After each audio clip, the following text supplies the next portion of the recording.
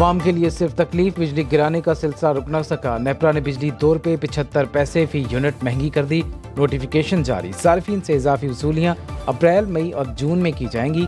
सार्फिन पर 85 अरब 20 करोड़ रुपए का इजाफी बोझ पड़ेगा। इतलाक के इलेक्ट्रिक सार्फिन पर भी होगा। बिजली रवा माली साल की दूसरी सहमाही एडजस्टमेंट की मद में महंगी की गई।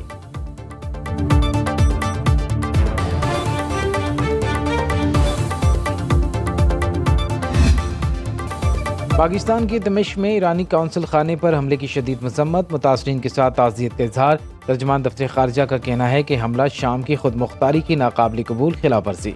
वियना कन्वेंशन के तहत सिफारतकारों के खिलाफ हमले गैर कानूनी है। अक़वाम मुत्तहिदा से सिफारती तनसीबात निशाना बनाने की कार्रवाइयाँ रोकने का मुतालबा।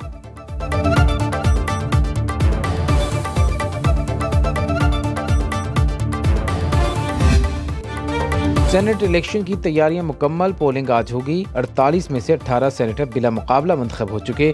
सिंध में 5 जनरल नशिस्तों पर पीपल्स पार्टी के उम्मीदवारों की जीत यकीनी। एक नशिस्त पर एमकेएम उम्मीदवार की फतह का इम्कान। पीपल्स पार्टी के सरफराज राजड़ सेनेट इंतखाबात से रिटायर्ड हो गए। आज़ाद उम्मीदवार फैसल वाडा के जीतने की राह हमवार। पंजाब में सेनेट की 5 नशिस्तों पर नून लीग के उम्मीदवारों का पलड़ा भारी। पीपल्स पार्टी की खातून उम्मीदवार फायजा मलिक नून लीग के हक में दस्तबरदार।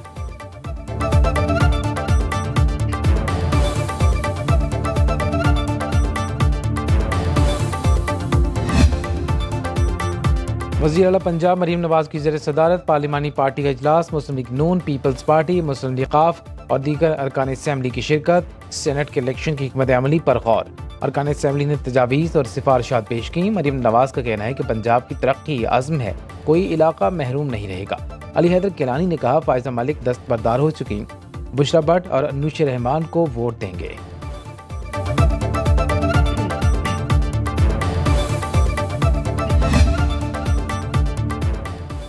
सुन्नी इत्तेहाद काउंसिल की पार्लिमानी पार्टी का इजलास आज सुबह 9 बजे तलब कर लिया गया। सेनेट इलेक्शन के हवाले से मुशावरत की जाएगी।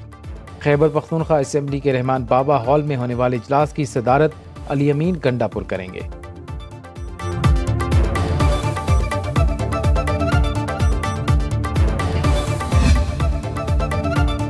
कौमी असेंबली में अपोजिशन लीडर का तकर्रुर आज होगा। स्पीकर की जानिब से दरखास्तें जमा कराने की मोहलत खत्म। ज़राए के मुताबिक स्पीकर ऑफिस को सिर्फ एक दरखास्त मौसूल हुई। आज 11 बजे अपोजिशन लीडर के उम्मीदवार उमर अयूब को तस्दीक के लिए बुला लिया गया।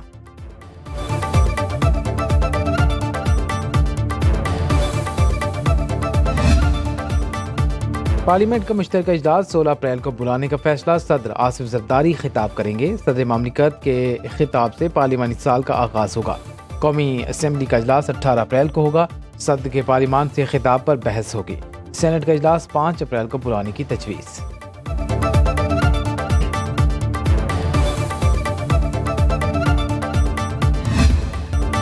इस्लामाबाद हाई कोर्ट के 6 जजेस के खत पर सुप्रीम कोर्ट ने आज खुद नोटिस ले लिया। चीफ जस्टिस काजी फायज ईसा की सरबराही में 7 रुकनी लार्जर बेंच तश्कील। Justice Mansoor Ali Shah, justice Yahya Afridi, justice Musarrat Hilali, justice Athar Minallah, justice Jamal Mandokhail और जस्टिस नईम अख्तर अफगान बेंच में शामिल। आज खुद नोटिस बुध को 11:30 बजे समाअत के लिए मुकर्रर।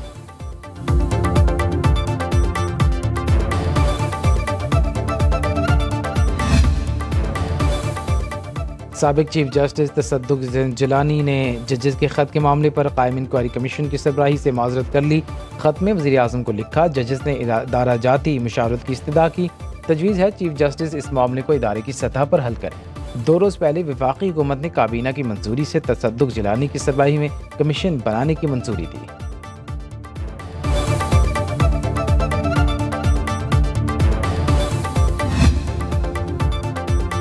पीटीआई का सुप्रीम कोर्ट के 7 रुकनी लार्जर बेंच पर अदम एतमाद। जजेस के खत के मामले पर फुल कोर्ट बनाने का मुतालबा।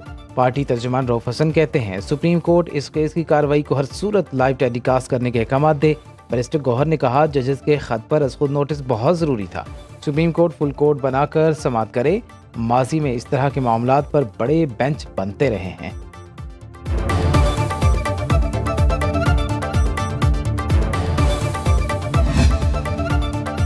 कौमी असेंबली में जजेस के खत के मामले पर अपोजिशन की हंगामा आई। अपोजिशन का ऐवान में बहस कराने पर इसरार। हुकूमत का इनकार। उमर अयूब ने कहा, जजेस के खत ने निज़ाम की बुनियादें हिला दी हैं, इस पर बहस होनी चाहिए। असद कैसे बोले, खत का मामला बहुत हसास है। बैरिस्टर गौहर कहते हैं, जजेस के काम और अदलिया में मुदाखलत नहीं होनी चाहिए।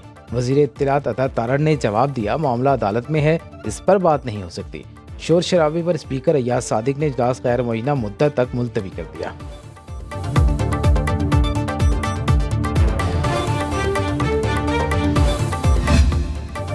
तोशाखाना केस में बानी पीटीआई और बुशरा बीबी की सजा मुअत्तल। नैब प्रोसिक्यूटर ने कहा, हमें सजा मुअत्तली पर एतराज़ नहीं, लेकिन अपीलें अभी नहीं सुनी जा सकती।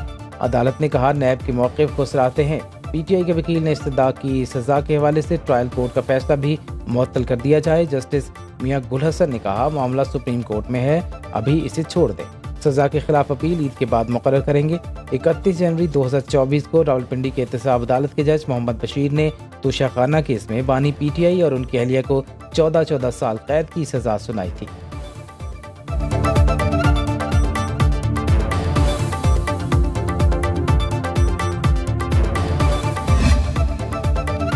वज़ीर आज़म शहबाज शरीफ का दासू डैम का दौरा, चीनी इंजीनियर से मुलाकात, चीनी शहरियों की हलाकत पर इजहार अफसोस। तकरीब से खिताब करते हुए कहा, बशाम हमला बुज़दिलाना फेल था। दहशतगर्दों ने पाक चीन ताल्लुकात मुतासर करने की कोशिश की। दो अजीम दोस्तों के दरमियान खलीज पैदा करने की कोशिश नाकाम होगी। किसी को भी पाक चीन दोस्ती को नुकसान पहुँचाने की इजाज़त नहीं देंगे। पाकिस्तान में काम करने वाले चीनी बाशिंदों को फुल प्रूफ सिक्योरिटी फराहम की जाएगी। तकरीब से पाकिस्तान में चीन के सफ़ीर ने भी खिताब किया।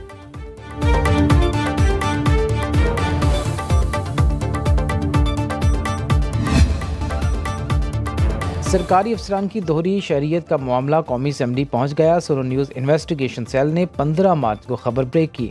मौजूद मेंबर ने मामला कौमी असम्बली में उठाया। एस्टैब्लिशमेंट डिवीजन के निगरान वज़ीर ने ऐवान में वही तफसीलात पेश की जो सुनो न्यूज़ ने नशर की।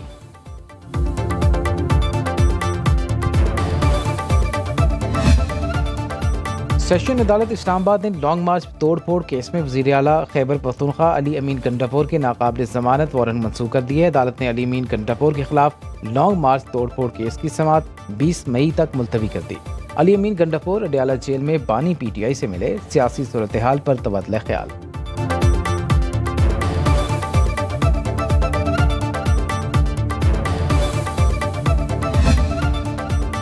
पीटीआई रहनुमा हमाद अजहर तवील रूपोशी के बाद मंजर-ए-आम पर।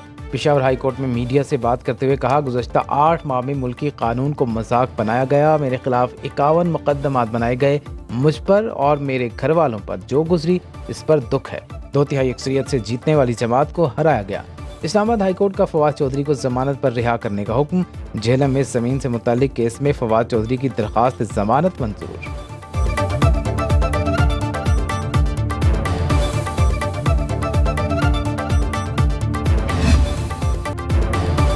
ईद उल फित्र करीब आते ही बाजारों में रश बढ़ने लगा। महंगाई के शिकवे और खरीदारी दोनों जारी। इफ्तारी होते ही खवातीन बाजार पहुंचने लगीं। शोहर कहाँ, बच्चे कहाँ, नहीं कोई परवाह, मर्दों के शिकवे।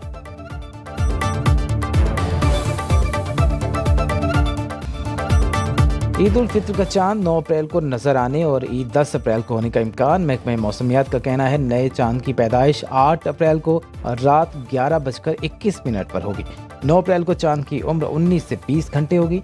गुरूब आफ्ताब के बाद चांद नजर आने का दौरानिया 50 मिनट से जायद होगा। 9 अप्रैल को मुल्क के ज्यादातर मकामात पर मतला साफ रहने का इम्कान। जर्मनी में भंग को कानूनी हैसियत हासिल हो गई। 25 ग्राम भंग के इस्तेमाल की इजाज़त। 18 साल से जायद के घर में 50 ग्राम तक भंग रख सकेंगे। अवामी मकामात पर भंग का इस्तेमाल ममनून करार। मुल्क में भंग क्लब भी बनाए जाएंगे।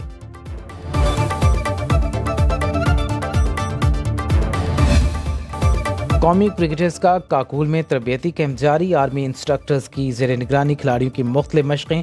प्लेयर्स का कहना है, यहाँ से अच्छी ट्रेनिंग लेकर जाएंगे। Chairman PCB Mohsin Naqvi Kakul camp का दौरा, कहा खिलाड़ियों का जज्बा देखकर बहुत मुतासिर हुआ।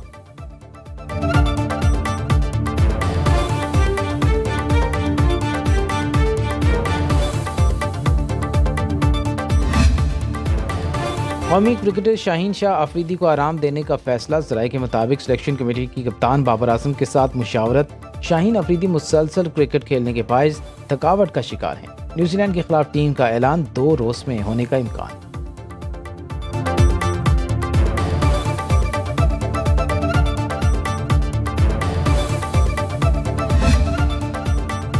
शाहिद आफरीदी कहते हैं, मैं लॉबिंग करता तो पीसीबी का चेयरमैन होता। क्या मेरे मुंह से शाहीन आफरीदी को कप्तान बनाने की बात अच्छी लगेगी?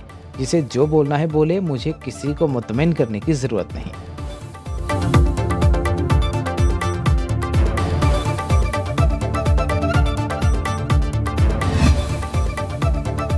पाकिस्तान समेत दुनिया भर में आज चिल्ड्रन बुक डे। बच्चों के किरदार साजी में मयारी कुतुब की अहमियत नागुज़ीर। किताब का नन्हे जहनों को सही और गलत के इम्तियाज से मुतारिफ कराने में अहम किरदार। असातिज़ा का भी कहना है, बच्चों की जहनी नशोनुमा के लिए नई किताब पढ़ने का शौक डालें। स्मार्टफोन और लैपटॉप के बायस कुतुब बीनी का शौक भी कम हो गया।